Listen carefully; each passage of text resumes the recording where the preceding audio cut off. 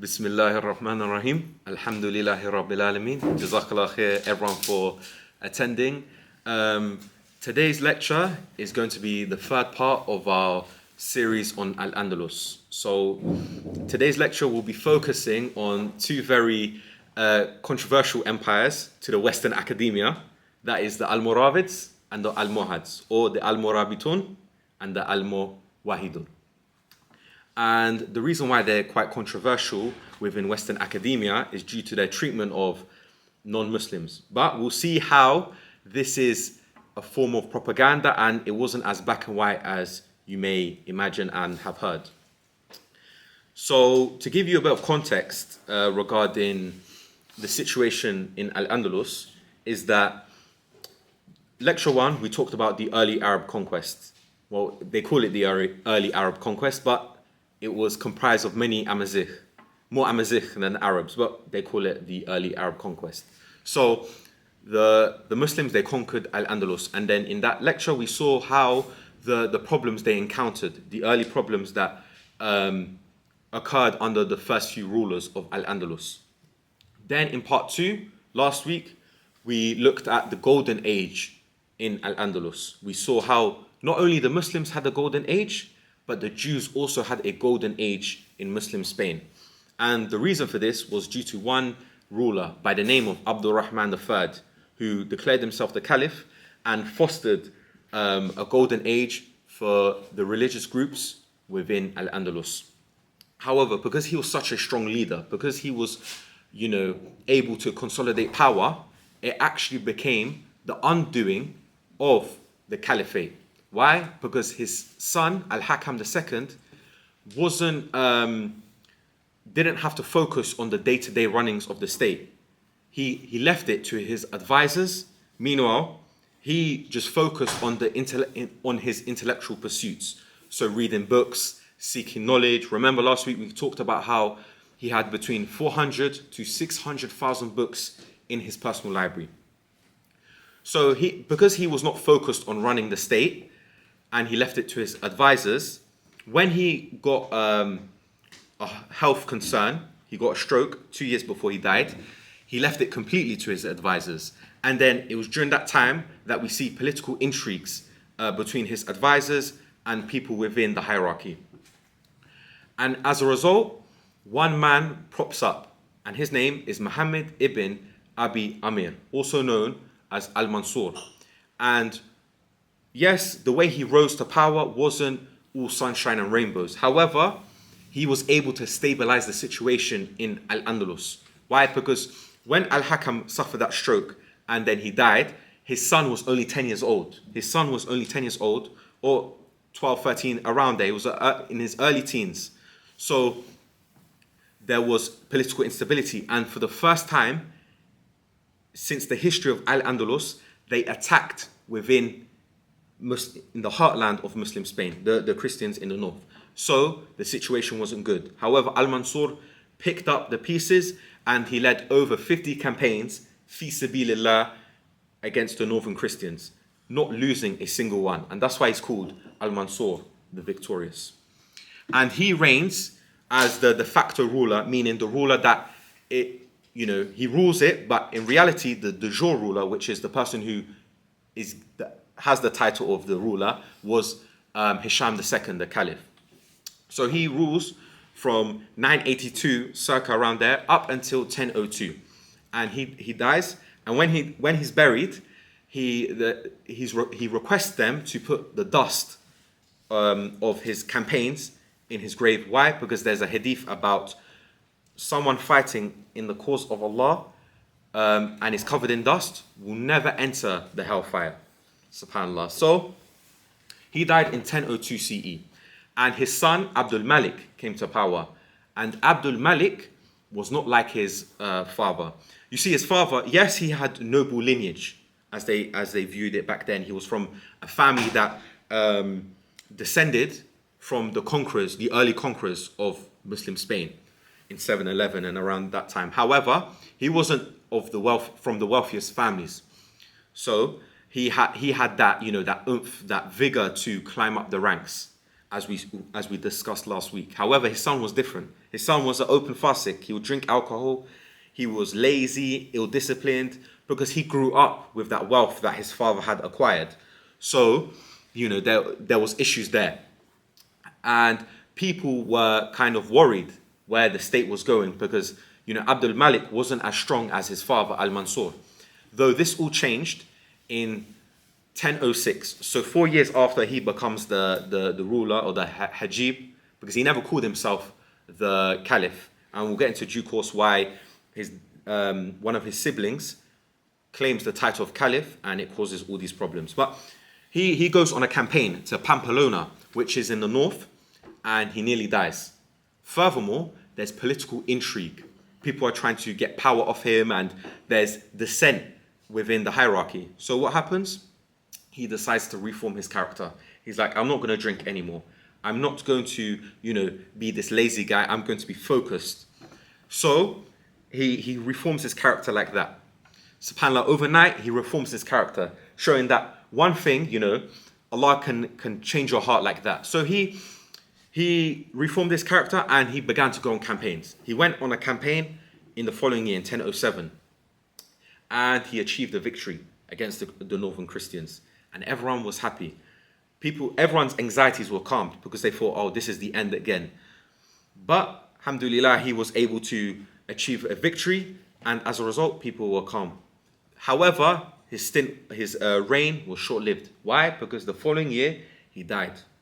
And this is where we start to see the problems of Al-Andalus unraveling.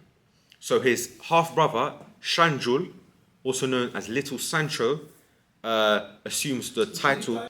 So he comes into power, Shanjul, also known as Little Sancho, his half-brother.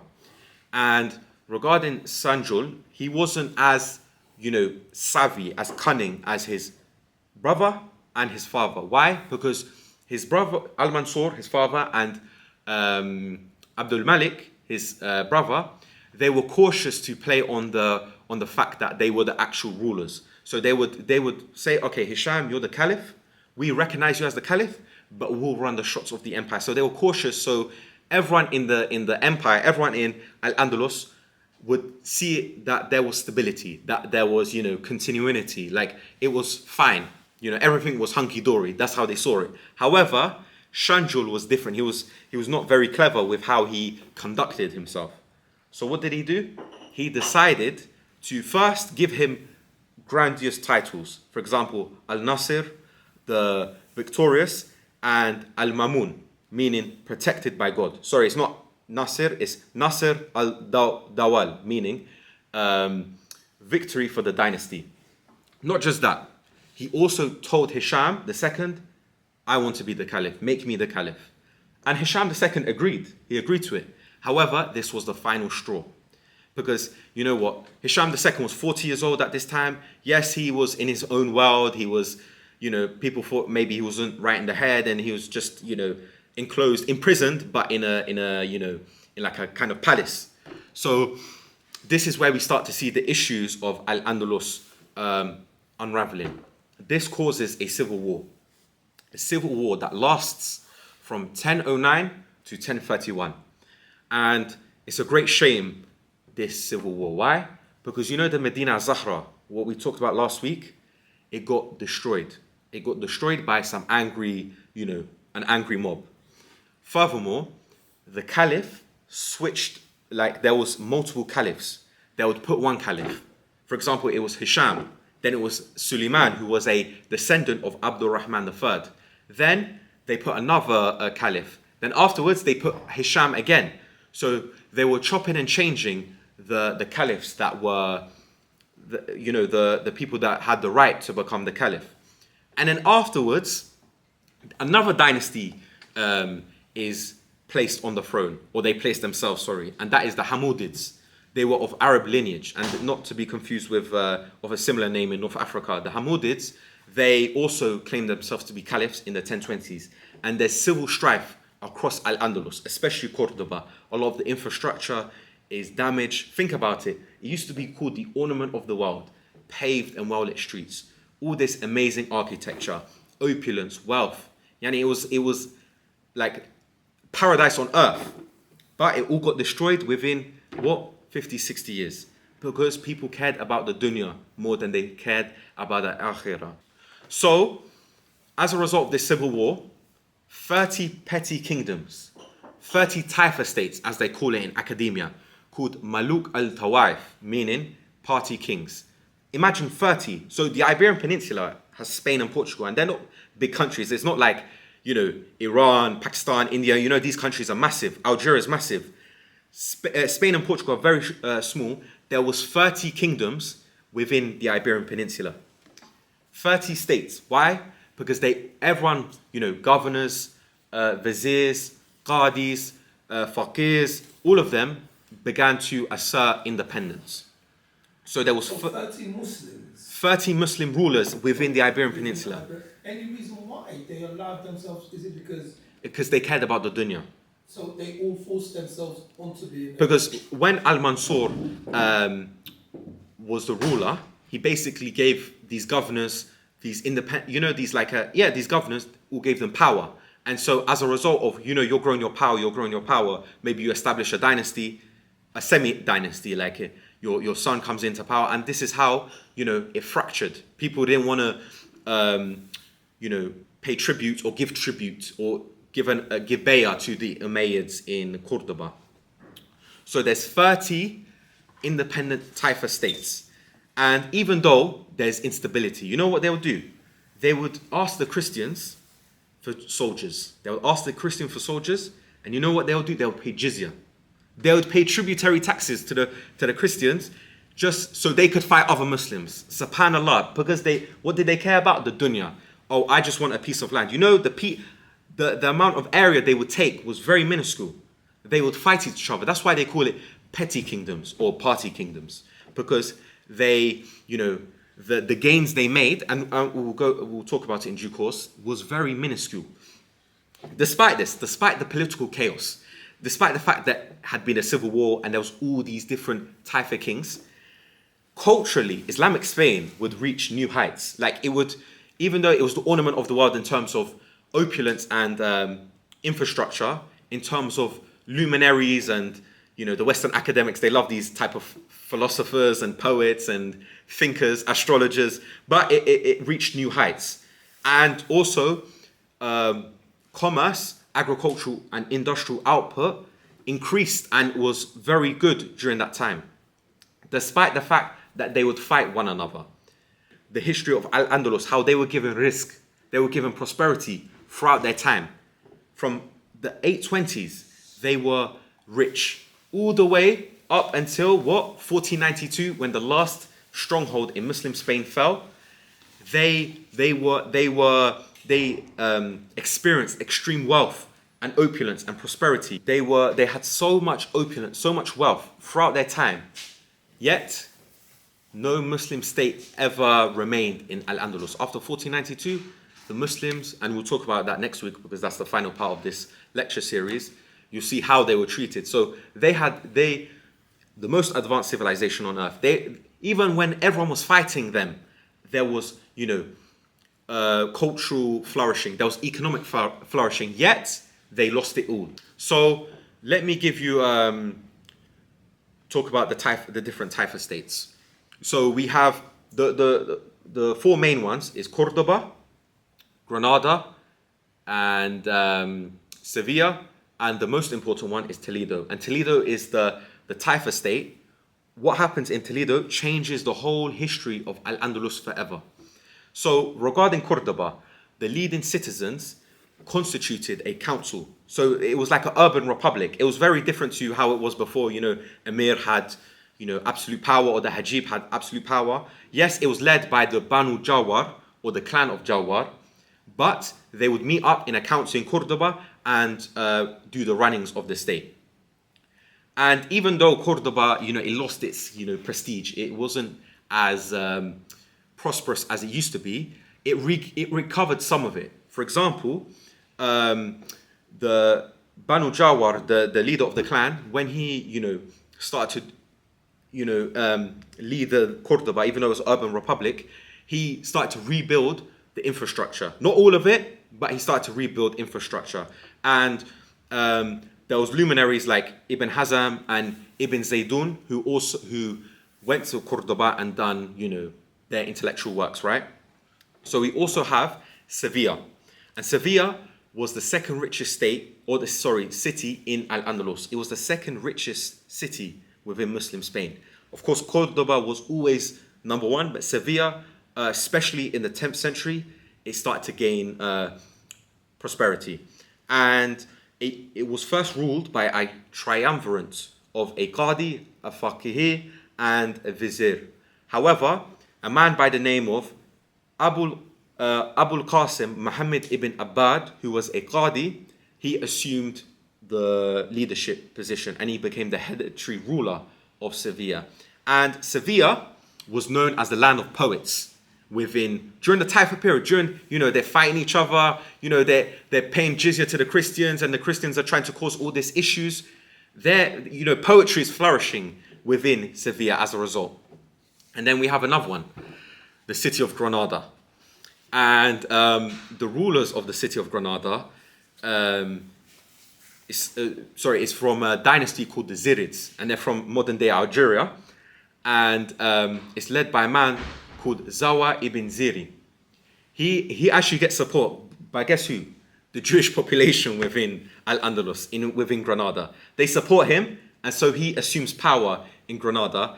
And Granada is the epicenter of the Jewish Golden Age, because as we talked about last week, a man by the name of Samuel Hanagid, or Samuel ibn Nagrillah, he establishes religious learning for the Jewish people in Granada. And what happens? People from across the known world. Remember, back then, the Americas weren't discovered. Columbus never landed on the Americas. So it was just, Africa, Asia, and Europe. And Jews from across there would go to Granada in the midst of all of this political instability. And going on that, even all of this political instability, Jews and Christians within Al-Andalus, they were prospering. And they had little discrimination. And this is not my words. This is not the words of someone who's a propagandist, who's trying to change history. I got this from a man by the name of Brian Catlos in his book, Kingdoms of Faith. I can't remember the page number. I remember last week, but this week's I didn't remember it. The most important Taifa state to know about is Toledo. And an Amazigh dynasty established power in Toledo by the name of the Banu Dulinun. And the person who done it was called Ismail. And you know what he called himself? Al-Zafir, the victorious. And it's actually very interesting, that you have people called Al-Zafir, the victorious. Al-Mamun, protected by God. Al-Mutawakkil, he who relies on God. Yet, they had little power. They didn't, they had such little power, they probably held a few cities and that's it. Yet they tried to give themselves these, grandiose titles. I'm, Al-Mamun, I'm Al-Zafir, I'm this, I'm that. Yet, it didn't befit them. They didn't have that power, but they tried to, think to themselves, I'm like this. But in reality, subhanAllah, they had none such power. So, regarding Toledo,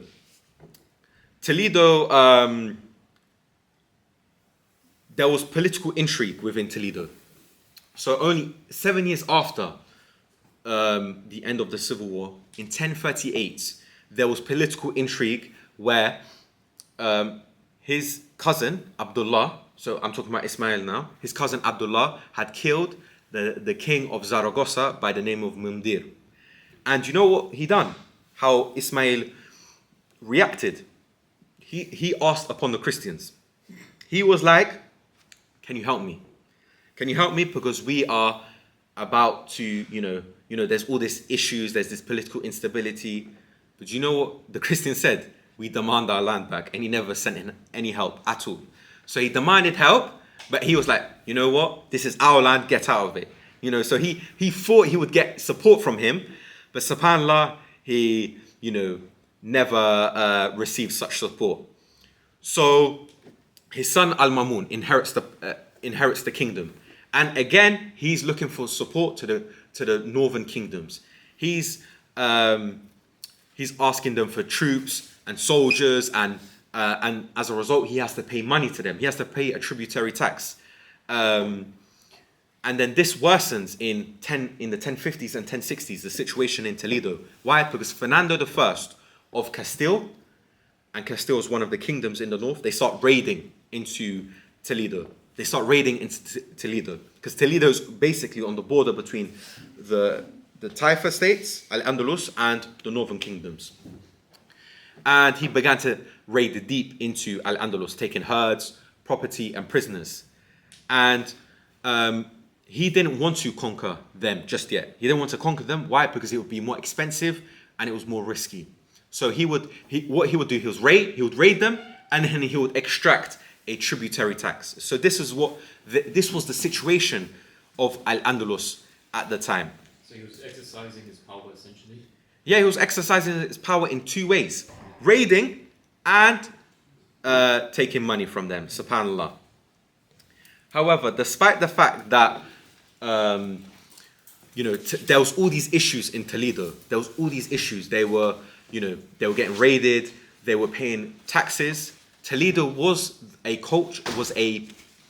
center of scientific advancement. It was a center of scientific advancement, despite the fact it was in this unstable position politically.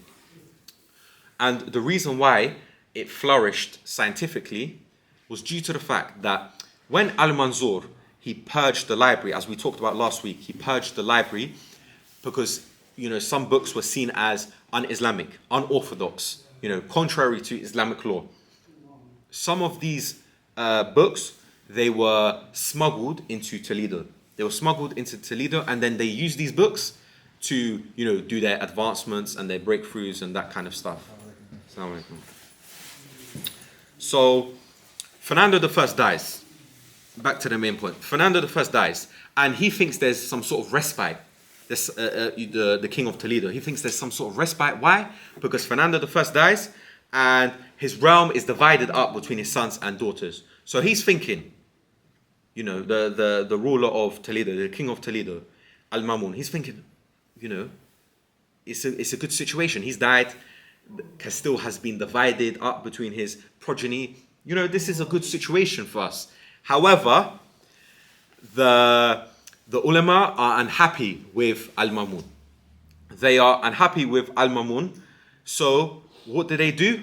They accuse one of the scholars, Al-Hatim, who was in an allegiance and was close to Al-Mamun,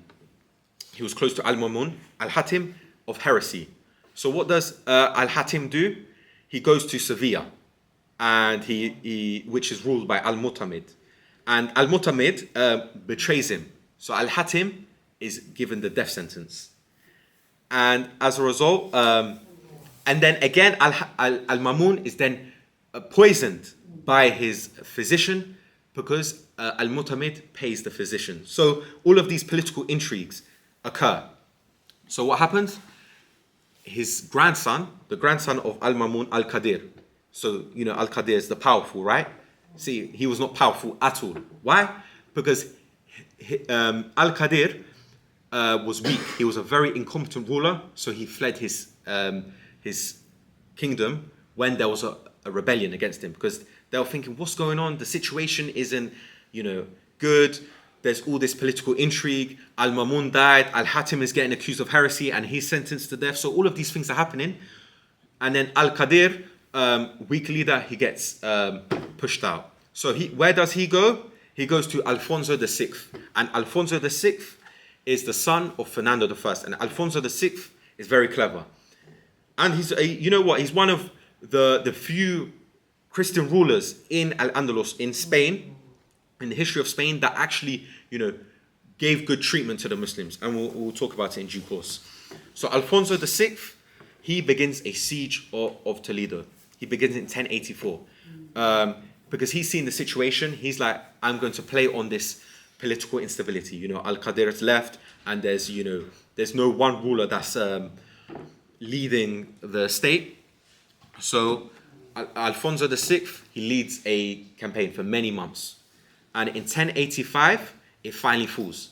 And Alfonso VI doesn't expel the Muslims. He doesn't persecute them. He doesn't do any of that kind of stuff. Like you'll see in, when Sevilla's fallen, Cordoba's fallen, Valencia's fallen, the Muslims are expelled and they have to take whatever property they can. However, in Toledo, Alfonso VI simply said that we're just going to continue where you left off. So of course you lived under a Muslim ruler, previously Al-Zafir, then Al-Mamun, and then Al-Qadir. It'll be the same.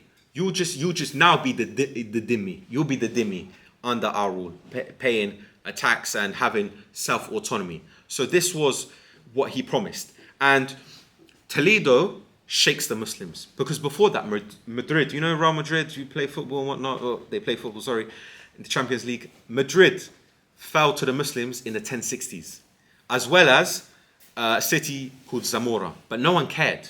No one cared about it. The Muslims didn't bat an eyelid. Imagine a city is getting fallen, it's got taken, and you don't care. The Muslims didn't care.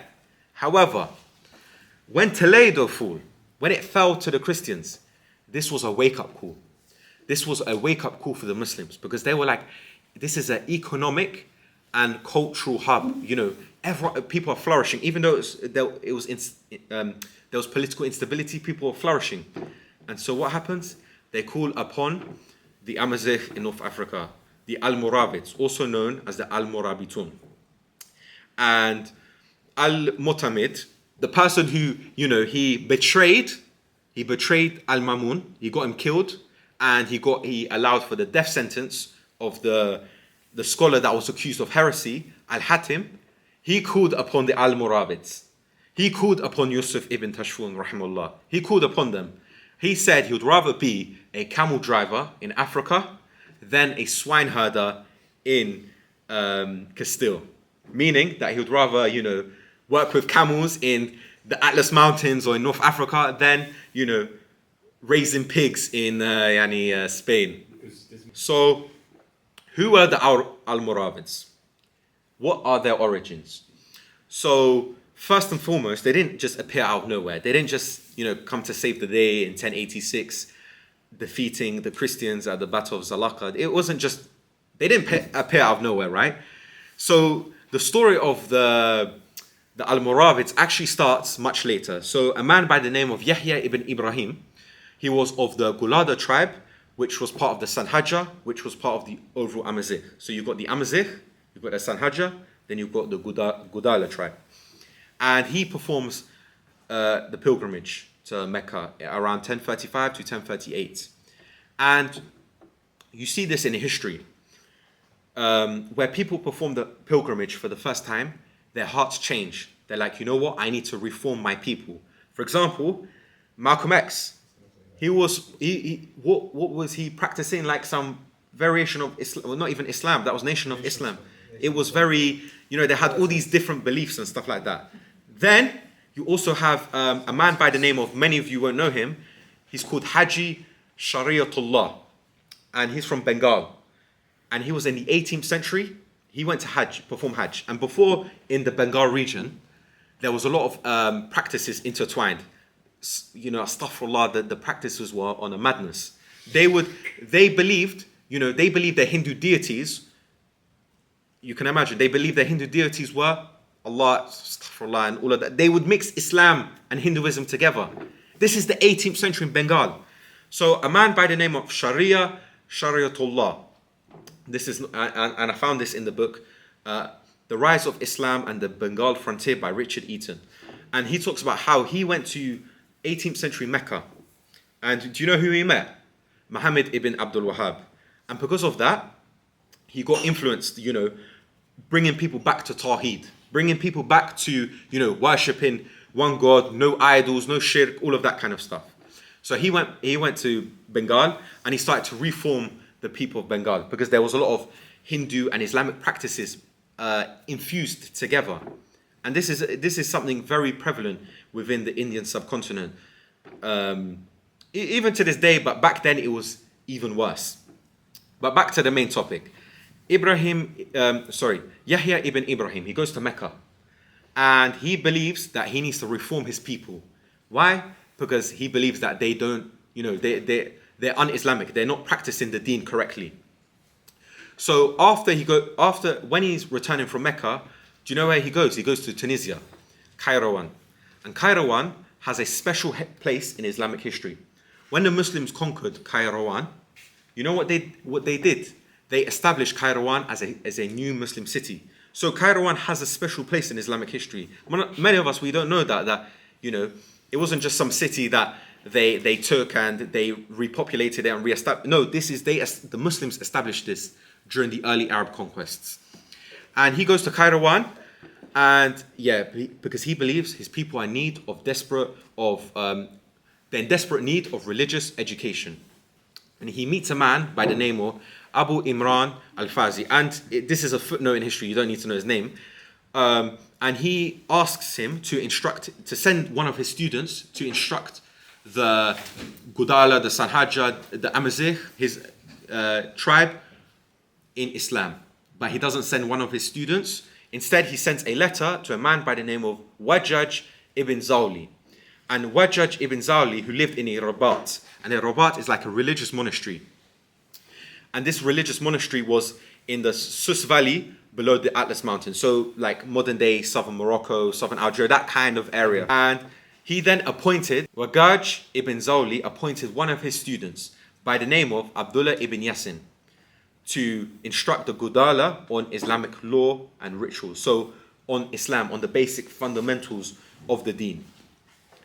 And something very interesting about Ibn Yasin, which I'll refer to him as we go along, is that he actually studied in Cordoba. He actually studied Islam in Cordoba, and later on, his progeny, Yusuf ibn Tashfun, one of his descendants, goes on to save the Muslims in Al-Andalus. So Ibn Yasin was not of the Gudala tribe, he was of the Lamtuna tribe, and it was still part of the larger Sanhaja federation. So he was still received warmly by the Amazigh, and he began to impose the Maliki law. So Malikism was prevalent in North Africa and Andalus, and also Sicily. It was the main madahib within these areas. So he began to impose Maliki law, and he began to correct how they prayed, their social behavior, all of that kind of stuff, because he really wanted them to be, diligent in their deen. He wanted them to be very, devout and pious. So in the 1050s, so after about 12 to 15 years after he performed the Hajj, he wages fi sabilillah in southern Morocco.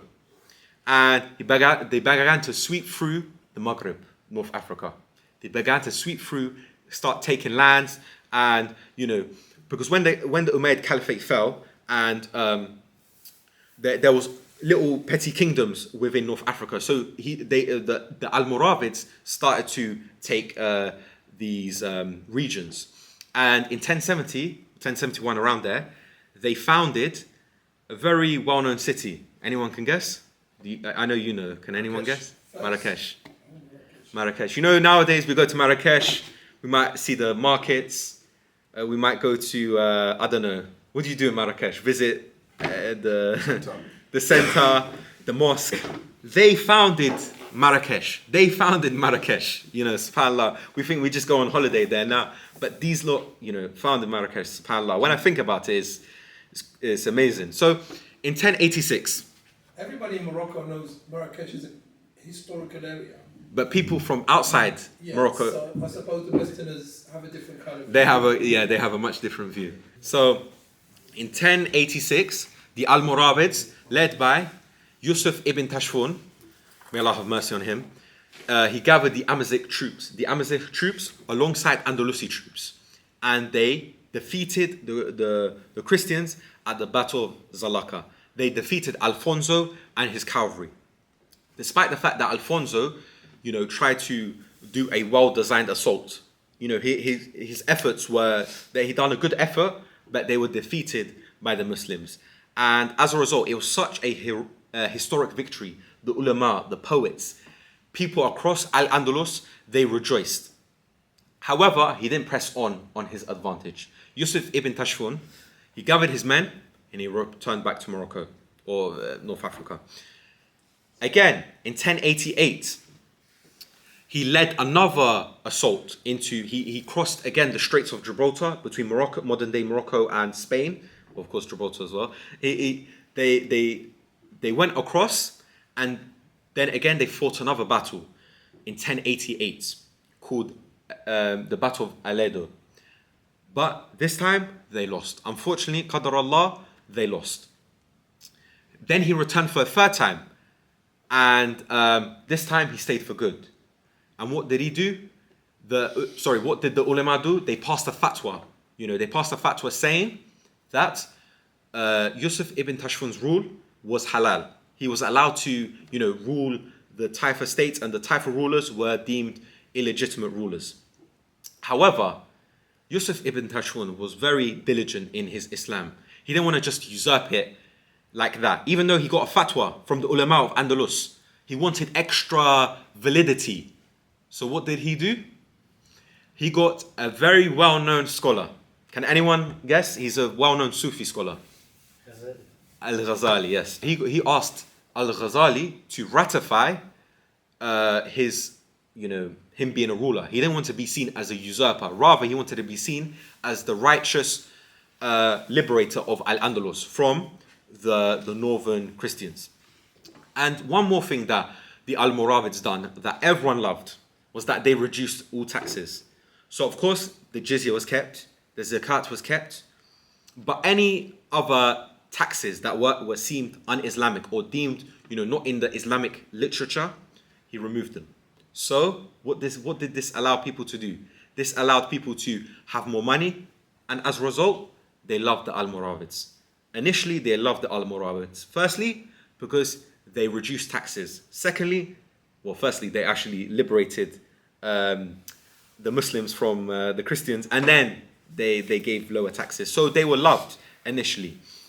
And Yusuf ibn Tashfun, he started to turn towards every single Taifa king. Either you abdicate or you'll face the full throttle of the Almoravids. And so it took him and his son. His son is called Ali ibn Yusuf. They slowly, one by one, fight or they abdicate, and by 1110, they reached the greatest extent on the Iberian Peninsula. So all the Taifa kings, they either leave or they submit or all of that kind of stuff. So the Almoravids established control across Al-Andalus, or as much as they can, and they reached their greatest extent in 1110. So what was Almoravid rule? What was it? Why was it different to the Andalusi rule? Because of course the Andalusis were mostly of native Iberian origin. Remember last week we talked about the Muwalids. Most Muslims in Spain were not Arab. They were not Amazigh. They were not Persian. You name any kind of nationality, they were actually native Iberian. Most of them were native Iberian. And they formulated this kind of culture that was half, it had the native Iberian culture, the Arab culture, there was some Amazigh culture influence, of course the Islamic culture. Like they created their own kind of culture, and they believed themselves to be Andalusians, and of course they were Andalusians. So of course the rulers, the people in the higher up positions, were of the Lamtuna tribe, though they did collaborate with the local ulama, and the local ulama loved the Almoravids because they were diligent in their deen. They weren't like these lax rulers that in Andalus, where they would allow fitna to occur and all of that kind of stuff. So the ulama loved the Almoravids. And in the Andalusi cities, the government would be overseen by councils, and half of them would be Almoravids. Half of them would be Amazigh, and the other half would be Andalusi religious authorities. So they incorporated Andalusis into their structure, and civil jurisdiction was left largely into native hands. So normally a Qadi would be Andalusi. And regarding how they were viewed by their subjects, regarding how people saw them. So the Muslims, they loved them, as I said before, because they were liberators and they reduced taxes. So people were happy with the Almoravids. And, in the Islamic literature, in terms of the Arabic sources, from what I've seen, they're not disliked. They're not disliked, the Almoravids. They're seen as liberators and saviors. However, in Western academia, the Almoravids are seen as fundamentalists. They're seen as these oppressors and these bigots. However, and I'll be honest, I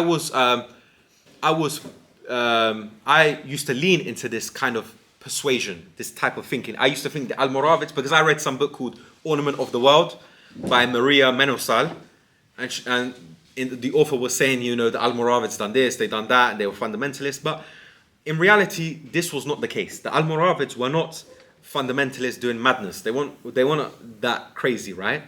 The Almohads, we'll talk about that in due course. They were a bit on a mad thing, but the Almoravids were they had a very complex system, right? That you can't paint it under one brush. For example, yes, they did increase jizya. They increased jizya, but there's no limit to jizya. There's no. Of course, historically, it has been lower. Sometimes, this comes from the Pact of Umar, when he liberated Jerusalem in 637, and he created this pact. He even said, "Don't be harsh on the dhimma. Be lenient and have mercy towards the jizya." But some Muslim rulers got a forgery of the Pact of Umar, and they increased the jizya. Certain rulers in the Indian subcontinent, certain rulers in the Middle East and the Ottoman Empire, there's varying degrees of how much they raised the jizya. But subhanAllah, there's nothing wrong with that. But what did they do with non-Muslims? Did they massacre them? Did they kill them? Did they oppress them? No. You know what's very interesting is that Ali ibn Yusuf, who was the emir, he heard this story that the Christians were being abused. And what did he do? He fixed the issue. He got the Andalusi judiciary to intervene and protect them. Is this someone that's oppressive? Is this an empire that's built on being a fundamentalist? The only reason they say that is because Yusuf ibn Tashfun, in comparison to the former Andalusi rulers, and of course Ali ibn Yusuf, they were more pious, they were more diligent in their deen. So that's why there's this negative perception of the Almoravids. And the Almoravids did patronize culture. But again, as the brother mentioned, because it doesn't fit into the Orientalist narrative. It didn't fit into the Orientalist narrative. They patronized Islamic literature, Maliki law. They were focused on patronizing the deen over poetry, over astrology, over philosophy, over these kind of things that they praise in the West. And the reason why it's not recognized is because it's not philosophy, it's not secularism, it's more Islamic law, Maliki law. So they would spend their money, they'll spend their resources on the deen. And this is why they are not, they don't have a good view within the Western academia. And furthermore, the Almoravids, they had the control of gold. They had the control of gold within, because they controlled a lot, most of modern day Morocco, from the south to the north, and also Andalus. So they had control of the gold, because West Africa is rich in gold, and so their economy was, subhanAllah, it was very prosperous. And as we were talking about before, the risk that the Andalusis they experienced was unmatched. The prosperity from the 820s up until 1492, up until the last Muslim stronghold fell, the risk was unmatched. And as a result of this, they were punished because they didn't care about the akhirah. They were only focused on the prosperity, on the money, and their deen was left to a side. The deen was secondary, and as a result, they lost it all, subhanAllah. So even though they were wealthy, even though initially they were loved by the people of Andalus, this started to diminish. their support started to falter within Al-Andalus. Firstly, Ali ibn Yusuf, who was the son of Yusuf ibn Tashfun, the ruler of the Almoravids, he was not like his father. His father was, a strong warrior. He lived in the deserts. He was battle hardened. His son, Ali ibn Yusuf, was brought up in Andalus, with all the prosperity, all the wealth, all the opulence. So he didn't have that oomph. He didn't have that vigor to, conquer and whatnot. So, and he didn't really visit Al-Andalus a lot. He was just in his palace and enjoying the wealth, right? And he would leave the doings of the state, the day-to-day runnings of the state, to his brother Tamim and his son later on, Tashufun. And at the same time, the Christians picked themselves back up. They picked themselves back up, and you know what city they conquered? Zaragoza. They conquered. It was not the most important city, but it was important. It was still, of importance because it's a major Muslim city in Al-Andalus. Furthermore, in the following decade, in the 1120s, they started to raid deep into Al-Andalus. And the reason why the Almoravids were, yes, they achieved some victories at the start, but they kind of faltered was because they didn't have the manpower or the capabilities to, formulate a protracted siege. They had few men, and they didn't have the siege equipment. For example, because as we'll see in due course, as they took Toledo before, they would siege it for many months. The Almoravids were unable, they didn't have the capabilities, they didn't have the facilities to do that. And as we'll see, when Cordoba fell, Valencia fell, Sevilla fell, again, the Christians would encircle the city, cause a drought, cause starvation, and they wouldn't be able to, and then the Muslims would falter. However, the Almoravids didn't have the technological, superiority to do such a thing. So oftentimes they were just quick cavalry, raid, see if they could, defeat them with a swift cavalry charge. And if they did, alhamdulillah, if they didn't, then they would retreat. So in the 1120s, we start to see a lot of defeats.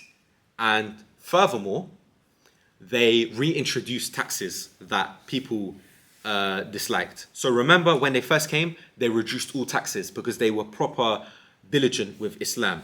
They were like, no unlawful taxes that are deemed illicit.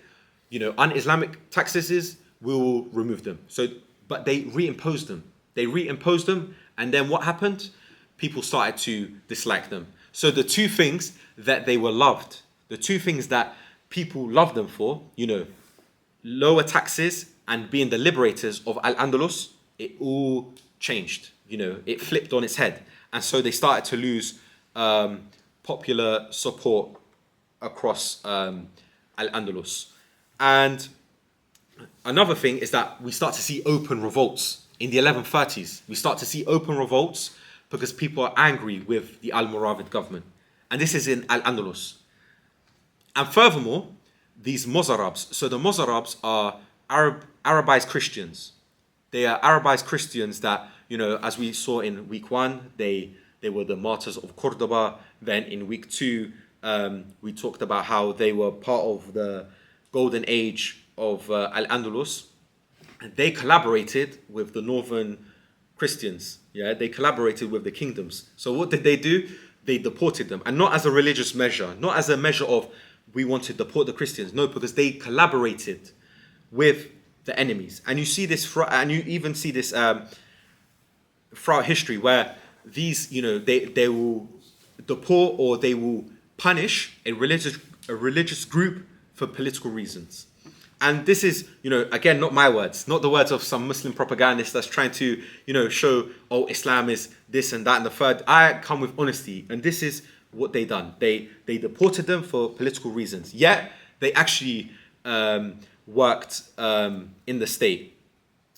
They became an integral part of the regime. They worked as soldiers for the Almoravids in southern Morocco, subhanAllah. So even though they deported them, they were still of use to the Almoravids. So you may be wondering, how did the Christians become so powerful? Because, you go from Al-Mansur who conducted 50 raids, not losing a single battle against the northern Christians in the north, to a point where, the Al-Andalus is in free fall. They lost Toledo. Then now the Almoravids are losing ground. And the reason for this was that the climate across Europe, or specifically Spain, it improved. Agricultural output increased, and there was population growth. And so these factors combined into them having superior military equipment. So that's why they were able to, do long, protracted sieges in Toledo and the other cities, as we'll see in due course. However, it wouldn't be the Christians helping the Mozarabs helping the northern Christians to defeat the Almoravids. It wouldn't be open rebellions. Do you know what was the undoing of the Almoravids? It was another Amazigh dynasty by the name of the Almohads or the Almohadun. And I'm guessing we all understand basic Arabic. The Almohadun means those of Tawheed, those of the oneness of God. And they were a Muslim Amazigh group. They were I would say a proto-Amazigh group. So the story, subhanAllah, is similar. It's similar to the Almoravids, but it's not extremely similar. There's some similarities. But what do the Orientalists do? They group them together. Even though the ideology, the Almoravids, they had a Sunni Maliki ideology. The Almohads, they had the ideology that was mixed in with Sunniism, Shiaism, Sufism, Khawarijism. They had influences from all of these, and they made their own ideology. So how did the Almohad story start? So there was a man by the name of Ibn Tumart. And Ibn Tumart, he was born around 1080 in the Anti-Atlas Mountains of central Morocco. And again, where did he go to study? He went to study in Cordoba. He went to study in where Yahya ibn Ibrahim studied. And he went to study in Cordoba, but then he began to seek knowledge elsewhere. According to some historians, do you know who he studied under? No. Who did he study under? The same guy, Al-Ghazali. Al-Ghazali. He studied under Al-Ghazali in Baghdad. So Baghdad at that time was under the Seljuks. And the Seljuks are a Turkic dynasty. And one of the noblemen, he was called the Nizam ul-Mulk, which is basically like a prime minister kind of position. And the Nizam ul-Mulk made a free university by the name of the Nizamiya. This was a free university. You know, nowadays we go to Queen Mary, man's paying £12,000 Queen Mary, yeah? Back in them days, you'd go to Baghdad and you would get a free education, a free university education. So Ibn Tumart learned under Al-Ghazali. And according to someone I know, he done a master's in, I think, politics. He told me that Al-Ghazali actually ordered Ibn Tumart to go and open revolt against the Almoravids. But Allahu Alam if this is actually correct. But there's another theory. Because I can't just say, yeah, this definitely happened. I have to be honest. I'm not here to be a propagandist. I'm not here to just make things up out of nowhere and just say this and this happened. Another theory is that he studied under Al-Ghazali in Alexandria, Egypt. So these are the two theories. So but 95% he did study under Al-Ghazali. But the location is we don't know, because back in those days sometimes the chroniclers wouldn't write stuff, or they would say, oh, this happened 100 years after. Do you get what I mean? So Ibn Tumart, when he finishes his studies, he goes to the Maghrib and he begins to preach to the people his new ideology. And at first he started to promote a very Amazigh heavy culture, identity. He said, he basically perpetuated that Amazigh is the centrality to our Islam, not, the Arab East. We are Amazigh Muslim. So it was like an intertwined kind of what's it called, ideology. He even clashed with the cultural identity of the Almoravid Mm. because he saw them veiling their faces, the men. I was gonna get there. Well, everything will be said in due course, inshallah. Expand on the culture. Everything we'll get into, inshallah. So he continued to preach to the year 1130. So from around 1116 to 1130, he began to preach to the Amazigh, and he was of the Masmuda tribe. He was of the Masmuda, and that's another Amazigh group. So the Almoravids are of the Lamtuna, and the Almohads of the Masmuda. So this is for people that are not really intertwined with that. That's a lot to take. Yeah. Yeah. SubhanAllah. But that's that. But what Ibn Turmat's ideology was very, let's say, outlandish. Even the Muslim scholars, in our records, we don't see eye to eye with the Almohads. Firstly, he declared himself the Mahdi. He believed he was Isa, alayhi salam. He believed, you see this, I'm being honest, you see this a lot in Andalus and North Africa. You got people calling themselves the Mahdi. But he calls himself the Mahdi. That's from the Shia kind of, of course we believe in a Mahdi, but they believe it's some Mahdi that's hidden and living for, 1,000 years. So, but back to the main topic. He also formulates this Council of 10, where his 10 closest companions are like his closest advisors. Can anyone guess where he got this kind of influence from? 10 companions, 10 Sahaba. What does that ring a bell? 10 Promised Jannah. Promised Jannah, yeah. So he created this Council of 10 that were his closest advisors. He also done a Council of 50 where the chiefs and sheikhs of the Masmuda tribe were, part of this council, and they would be intermediaries between the Almohads and his subjects. So he mixed in different type of ideologies and different type of ideas.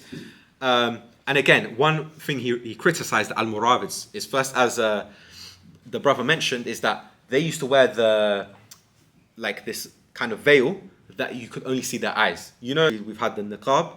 They would do the same thing. And so he accused them of imitating women, because the Almoravids would wear kind of veil, but it was not to imitate women, but he accused them of doing that. And there's some stories of the noble woman not even wearing hijab. So he criticized them for imitating the niqab, and to try and get people against them.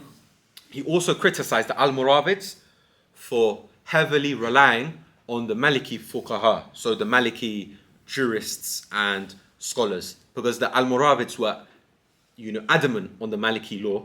That the Almohads, they didn't have a madahib in comparison to Almoravids. And what's very interesting about the Almohads is that they actually incorporated different peoples. Yes, it was mostly of the Masmuda tribe, but they had sub-Saharan Africans, they had Christians, they had Arabs, they even had Turks. I don't know how they got Turks into their ranks, but they got Turks somehow. So even though it was an Islamo-Amazigh movement where the Amazigh identity prevailed, they were still pragmatic in their approach. And he also criticized the Almoravids for indulging in luxury, for indulging in the finer pleasures of life.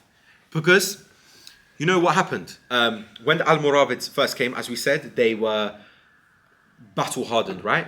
They were warriors. But then, of course, Andalus was extremely prosperous. It was, Allah granted them rizq up until the last stronghold fell. And so when you're in that, and of course they took the wealth as well to them, to Marrakesh and North Africa. So they enjoyed so much prosperity that they got, they got comfortable. You know that phrase, hard times create strong men create strong men create good times create weak men, and weak men create bad times. Do you know this was a rhetoric that Ibn Khaldun said? Ibn Khaldun, he was of Andalusi origin, and he was a traveler, and he went to different places across the world. He came up with this phrase because he saw how the Almoravids rose and fell, and how the Almohads rose and fell. So he saw how, when times are tough, you'll go out on battle, fi sabilillah, doing what needs to be done. Then afterwards, you gain, loot, war booty. Then you'll get comfortable. Then comfortable will, for a certain period of time, we'll be all happy. Things are going well. Mosques, industrious buildings, all of that kind of stuff. But then it creates weak men. And then weak men, what do? They create bad times because they don't have that oomph to keep a solid society. So, however, Ibn Tumart is not actually the main. He's the Mahdi in his kind of beliefs, but it's not him that causes the actual expansion. It's a man by the name of Abdul Mu'min. And Abdul Mu'min was of the Zanata tribe in modern day Algeria. And what he done was crystallize and formalize the ideology. So he basically made it into one. Like, of course, Ibn Tumart was preaching it, but he formalized the ideology. And Abdul Mu'min, he kind of reversed some of the proto-quasi-Amazigh, tendencies. He basically told himself and told the people, I'm of Arab origin. I'm of Arab lineage. So he Arabized himself. Abdul Mu'min, what he does is he starts to expand. And what he does is that he gets large portions of the Zanata tribe to join him as a kind of, his kinship. They join the Zanata tribe, they join with Abdul Mu'min. And also key Almoravid figures from the Almoravid Empire, from the Zanata tribe, they also join Abdul Mu'min. And furthermore, and it's during Abdul Mu'min's time that he starts to take very important cities within North Africa. So he takes Oran, or maybe Wahran, depending if you speak Arabic, Tilminsin, and then they take Meknes and Fez. So they take these important cities under Abdul Mu'min. And then they take the jewel in the Almoravid crown, Marrakesh, in 1147. And so this basically brings the collapse of the Almoravids. However, despite the fact that they take it in 1147, the Almohads actually arrive in Andalus. Some say 1145, some say 1146. And they, during this time, in the early 1140s, there's a second type of period. Military commanders, notables, judiciaries, they all start to assert their own independence. And these type of states are like a buffer zone. So you've got the Almoravids that are slowly decreasing. And you've got these type of states, and then you've got the Christians who are now not just in the north.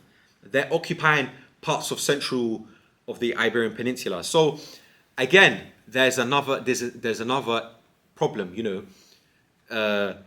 the Andalus is in free fall. So a man by the name of Ibn Qasi, he calls upon the Almohads. And the Almohads didn't have as much support by the ulama as the Almoravids, but some ulama, they did support the Almohads. So they start taking cities like Cadiz, Jerez, and Sevilla. And however, it wasn't smooth sailing. It didn't all fall piece by piece. Like, for example, the Almoravids, it took them quite a few years to assert control over the whole of what was remaining of Al-Andalus. The same with the Almohads. It took up until 1172 to reach their greatest extent on the Iberian Peninsula.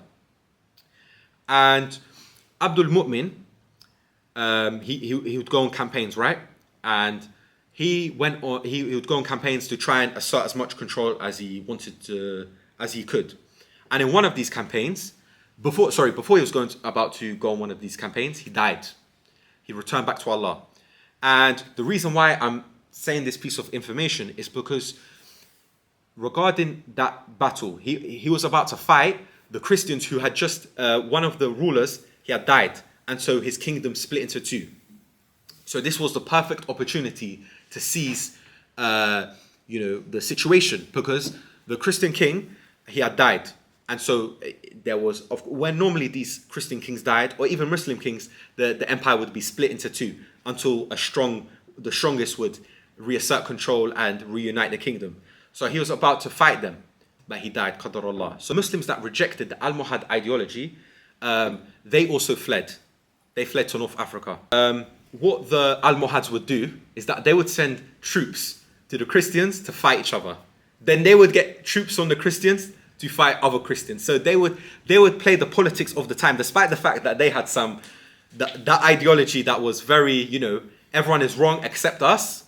They still played the politics of the time. So we can't always brush under one, we can't just say, oh, this is what actually happened. There's so many nuances regarding history. This is why it's important. Yes, we've got a medieval historian here, but we need more people to take up history, read books, learn what actually happened, because it's not as black and white as we, may think. And the Almohads were also very wealthy. Why? Because they controlled the Maghrib, so North Africa, Al-Andalus, and also Ifriqiya. Anyone know where Ifriqiya is? Anyone know Ifriqiya? Tunisia, modern day Tunisia. Oh. And Ifriqiya was actually under Norman control. It was under Norman control. Ifriqiya, modern day Tunisia, it was under Norman control. But the Normans, they ruled Sicily. They ruled Sicily from 1091 up until the 1200s. And in Sicily, under Norman control, it was actually, the Muslims actually prospered there.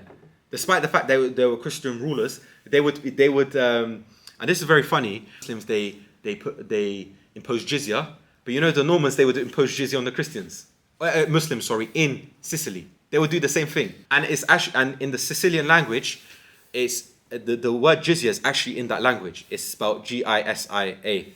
So subhanallah, we don't read about these things. And also when the Muslims come under Christian rule in Andalus, they also pay a form of jizya. So they took Ifriqiya from the Normans in 1159 to 1160, and they conquered the Norman stronghold of Media in North Africa. Or they take Media, and Media was actually a stronghold of the Fatimids. The Fatimids that followed the Shia Ismaili ideology. They founded it or refounded it. So as a result of their immense wealth of controlling Ifriqiya, the Maghrib, and Andalus, their coin was the standard of the Western Mediterranean. And why are coins important? Why are coins important? Can anyone tell me? Why is it important to have a coin? Or why is it of good... Establish your awareness as a king, as a ruler. Yeah? It's propaganda. Okay. Coins are a form of propaganda. So because they had the dominant coin within... the Western Mediterranean, it was a form of propaganda, so they could, show their ideology to people. Because if you're some small state and you have no power and your coins have no power, no one's going to see your ideology. No one's going to see the ruler on the coin or whatever it could be. Coins are a form of dawah. It's a form of proselytization, whatever kind of synonym you want to say. Authority as well. Exactly. For example, Roman emperors, they would put their face on the coins when the Muslims, when they were controlling the Mediterranean, their coin was the dominant. That's why there's a British coin called King Offa's dinar. King Offa's dinar is in Arabic. Why? Because the Abbasids were the power of the time. They were the power of the Mediterranean. So as a form of, showing, we're so grandeur, we're so big, they copied the Abbasid coins. So Abu Yaqub Yusuf and his son Abu Yusuf Yaqub both are the following successors. And they both served as governors of Sevilla, which became the capital of the Almohads in Al-Andalus.